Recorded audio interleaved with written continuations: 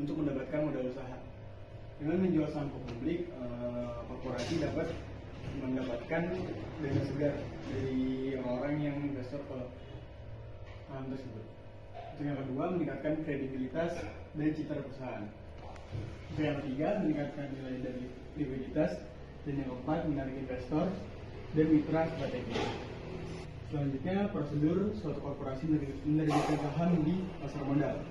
Tahapan yang pertama itu tahapan awal persiapan, yaitu RUPS, untuk meminta persetujuan pada para pemegang saham dalam angka penawaran umum saham. Untuk yang kedua, tahap pengajuan pernyataan pendaftaran. Mengajukan pernyataan pendaftaran pada OJK. Tahap ketiga itu tahap penawaran saham pada masyarakat investor. Dan tahap yang terakhir yaitu tahap pencatatan saham di Bursa Efek, dicatatkan di Bursa Efek Indonesia. Perbedaan saham preferen dan saham biasa. Pemegang saham preferen memiliki kedudukan yang lebih tinggi daripada pemegang saham biasa, terutama dari segi hak dan wewenang. Yang kedua, pemegang saham preferen berhak mendapatkan bayaran dividen lebih awal daripada pemegang saham biasa. Yang ketiga, nilai dividen untuk pemegang saham preferen ditetapkan besarannya, sedangkan pemegang saham biasa dividennya itu sisa dari pemilik saham preferen. Untuk yang keempat, pemegang saham biasa memiliki hak suara lebih besar dari pemegang saham preferen.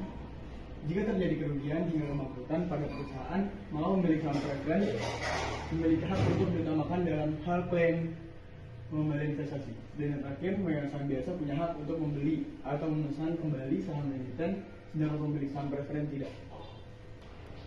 Selanjutnya, saham preferen bisa diterbitkan lagi oleh perusahaan saat butuh dana tambahan, terutama dari investor besar atau strategis. Biasanya saham ini tidak banyak diperdagangkan di Bursa Efek. Lalu ada PT Fokbis, jadi pada tanggal 2 April 2023 membeli saham preferen dan saham biasa di PT SP Group sebanyak 225 unit. Dengan harga sebelum 4.000, di mana setiap unit dari satu saham preferen berbanding dengan 2 lembar saham biasa. Diketahuinya di sini bisa dilihat pembelian 225 unit ini sama dengan satu unitnya itu satu preferen ditambah dengan 2 saham biasa sama dengan 3 lembar, dan harga per unitnya 94.000 dan provisi plus materainya ada di 313.200 dan total lembarnya ada di 225 dikali 675 lembar. Next, lalu langkah pertamanya yaitu total harganya 225 dikali 94.000 sama dengan 21.150.000 dan totalnya termasuk provisi 21.150.000 ditambah 313.200 sama dengan 21.463. Harga per lembarnya jadi 21.463.200 dibagi 675 yang sama dengan 31.793 atau dibulatkan jadi 31.800. Nah, jadi di sini ada alokasi harganya. Saham preferen itu 1 dikali 30.800 sama dengan 31.800 rupiah. Per lembarnya yaitu 2 dikali 31.800 sama dengan 63.600 dan per lembarnya untuk 2 lembar jadi 63.600 dibagi 2 jadi 31.800. Jadi intinya setelah semua biaya ini dihitung, semuanya itu hasilnya sama yaitu 31.800. Dan PT Fok di sini memiliki 5.000 lembar saham preferen dengan nilai nominalnya ada di 50.000 dan berhak mendapatkan sebesar 6% dan memiliki 20.000 lembar saham. Jadi di tahun 2019 ini terdapat 12 juta, di tahun 2020 ada 45 juta, dan di tahun 2021 ada di 60 juta. Tahun 2019 ini total dividennya di 12 juta, jadi preferennya seharusnya kan ada 15 juta, tapi dananya hanya ada 12 juta. Jadi semua untuk preferen saham biasa sama dengan 0, jadi kurang preferennya 3 juta dibawa ke 2020. Nah, dan di 2020-nya ini total dividennya ada di 45 juta, yang dimana kewajiban preferensinya ada di 15 juta. Tahun berjalannya ditambah 3 juta, dan tunggakan 2019 jadi totalnya ada di 18 juta. Lalu untuk biaya preferen penuhnya ada di 18 juta, sisa untuk biasanya ada di 45 juta, dikurang 18 juta jadi totalnya ada di 27 juta. Jadi preferensinya 15 juta dibagi 5 juta sama dengan 3.000 per lembarnya, dan biasanya dari 27 juta dibagi 20.000 sama dengan 1.350 per lembar. Lalu terakhir ada di tahun 2021 di mana total dividennya itu ada di 60 juta ribu rupiah. Preferensinya hanya di 15 juta, tidak ada tunggakan, dikurang sisa untuk biasanya, jadi 60 juta dikurang 15 juta sama dengan 45 juta. Jadi preferensinya 15 juta dibagi 5.000 sama dengan 3.000 per lembar, dan biasanya ada di 45 juta dibagi 20.000 sama dengan 2.250 per lembar. Jadi diketahui dividen terakhir itu sama dengan 500 per lembar. Jadi pertumbuhan dividen tahun 1 sampai 2 itu 30% per tahun, tahun 3 dan seterusnya itu 10% per tahun, dan required return-nya itu 20%. Kemudian yang pertama itu ada dividen satunya itu DO kali 1 plus G, terus sama-sama dengan itu 500 dikali 1 plus 0,3 sama dengan 500 kali 1 1.3 sama 1 kali 3 sama dengan 650. Untuk dividen duanya itu 650 dikali 1,3 hasil itu 845. Untuk yang nomor 2 itu rumusnya itu dividen 3 sama dengan dividen 2 kali 1 plus 0,1, yaitu 845 dikali 1,1 hasilnya itu 929,5. Untuk yang nomor 3 nya itu rumusnya itu dividen 3 K din D sama dengan 929,5 kali 0,20 dikurangi 0,10, hasilnya itu 9.295. Untuk yang nomor 4 itu hasilnya itu adalah 7.583 per lembar saham.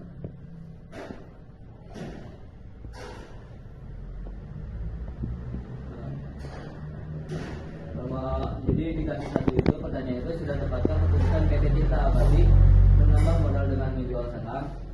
Nomor 2 nya itu kenapa peningkatan laba PT Tirta Abadi tidak diikuti dengan perbaikan EPS.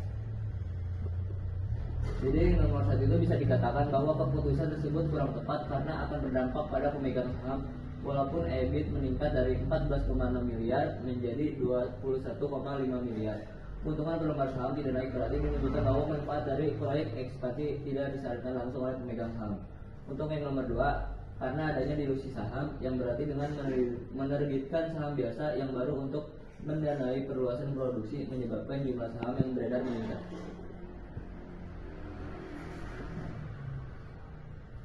Untuk yang kasus 2, pertanyaannya apa yang dimaksudkan analisis fundamental, dan yang nomor 2 itu tunjukkan sektor-sektor yang sahamnya bertahan pada masa pandemi COVID-19. Berikan alasan secukupnya. Jadi jawabannya itu yang pertama, analisis fundamental adalah menghitung nilai intrinsik suatu aset seperti saham dengan mengamati faktor-faktor internal dan eksternal yang mempengaruhinya. Nomor 2 nya itu berdasarkan artikel dari CNBC Indonesia diterbitkan pada tanggal 14 April 2020 menjelaskan bahwa sektor yang sahamnya masih aman salah satunya adalah sektor konsumer karena kebutuhan pokok selalu dibutuhkan oleh masyarakat. Oke, selanjutnya selanjutnya adalah tugas kebijakan dividen 1 yang dimana kita disuruh untuk mencari IPS dan juga PR. Yang dimana IPS itu adalah earnings per share, yang dimana rumusnya merupakan laba bersih dibagi dengan jumlah saham yang beredar. Untuk laba bersihnya sendiri itu sebesar dan sebanyak 1 miliar dibagi dengan 500.000 dan menghasilkan 2.000. Untuk PR-nya adalah harga perusahaan dibagi IPS. Untuk harga perusahaannya sendiri sebesar 12.000 dibagi dengan 2.000 menghasilkan 6. Selanjutnya adalah earnings per share setelah kebijakan dan pembelian saham. Untuk IPS barunya ini rumusnya adalah laba bersih dibagi dengan jumlah saham yang beredar. Untuk laba bersihnya sendiri yang sudah tadi kita hitung sebesar 500 juta dibagi dengan 461.671 menghasilkan 1082,9. Selanjutnya adalah tugas kebijakan dividen 2. Untuk tugas kebijakan dividen 2, kapital surplusnya ini sebesar 1.500.000 juta. Untuk laba yang ditahannya sebesar 7.500.000 juta. Modal sendirinya itu di angka 14 juta. Dan yang pertanyaannya adalah berapa earning per share sebelum dan setelah stok dividen. Selanjutnya adalah perhitungannya ini untuk IPS sebelumnya. IPS 0-nya ini rumusnya adalah net income dibagi dengan saham awal, yang dimana net income-nya sendiri di angka 2 miliar dibagi dengan 2.500.000 menghasilkan 800. Jadi pemegang saham mendapatkan laba per sahamnya dalam bentuk dividen sebesar 727 dari yang awalnya sebesar 800. Untuk dana dividennya yang akan dibayar dalam bentuk saham ini sebesar 1 miliar, dan jika dihitung berdasarkan harga pasar, yang dimana harga pasar itu 4.000 per lembar, maka jumlah lembar barunya adalah rumusnya adalah 1 juta dibagi dengan 4.000 menghasilkan 250.000 per lembar. Jumlah saham setelahnya adalah S1-nya adalah 2.500.000 ditambah 250.000 menghasilkan 2.750.000 per lembar, dan IPS setelahnya adalah menghasilkan 727,27. Nah, ini adalah berapa harga saham setelah stok dividen pada PT Volkswagen stok dividen. Hitungannya adalah di sini kita mencari PR yang rumusnya adalah P0 dibagi dengan EPS 0. P0-nya itu sebesar 4.000 dan EPS 0-nya itu sebesar 800 dan dikali 5. Dengan begini menghasilkan 3.363,36, dan jadi harga saham setelah dilakukan dividen kepada pemegang saham ini diperoleh per lembarnya adalah sebesar 3.636. Dan terakhir adalah setelah dilakukannya dividen saham, maka modal sendirinya yang baru pada PT Volkswagen ini sebesar 15 miliar. Kasus kebijakan dividen. Namun untuk mempersingkat waktu, maka saya akan langsung ke soalnya. Yang pertama adalah jelaskan alasannya mengapa keputusan treasury stock pada PT Kalbe Farma melalui rapat RPUST atau Rapat Umum Pemegang Saham Tahunan atau RUPSLB. Jawabannya adalah saat keputusan pembelian kembali saham atau treasury stock akan mengubah struktur modal dan jumlah saham yang beredar, sehingga mempengaruhi pemegang saham, kontrol, dan juga nilai sahamnya. Oleh karena itu, RPUST diperlukan untuk memberi persetujuan resmi dari pemegang saham dengan memastikan kepatuhan hukum dan legitimasi keputusan manajemen.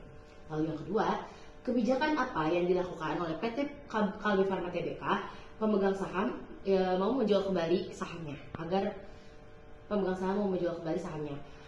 Jawabannya adalah PT Kalbe Farma Tbk akan menggunakan 2 strategi utama untuk mendorong pemegang saham menjual sahamnya, yaitu yang pertama pembelian kembali saham atau buyback yang bertujuan untuk meningkatkan nilai per sahamnya, lalu menunjukkan keyakinan dan fundamentalnya. Dengan adanya komitmen membagikan dividen maksimal sesuai kebijakan dividen payout ratio atau DPR akan memberikan return yang baik bagi pemegang saham. Lalu yang ketiga, di saat kondisi internal keuangan perseroan menguat, apakah PT Kalbe Farma Tbk mengambil kebijakan treasury stock sudah tepat? Berikan penjelasannya. Ya, kebijakan penarikan cancellation atau treasury stock oleh PT Kalbe Farma Tbk dapat dikatakan tepat dengan beberapa alasan, yaitu yang pertama, meningkatkan nilai pemegang saham. Lalu yang kedua, sinyal kepercayaan diri manajemen. Yang ketiga, tidak membebani keuangan. Lalu yang terakhir ada efisiensi modal. Lalu yang keempat, jelaskan pertimbangan PT Kalbe Farma Tbk menetapkan dividen payout ratio atau DPR pada tahun berjalan sebesar 51%.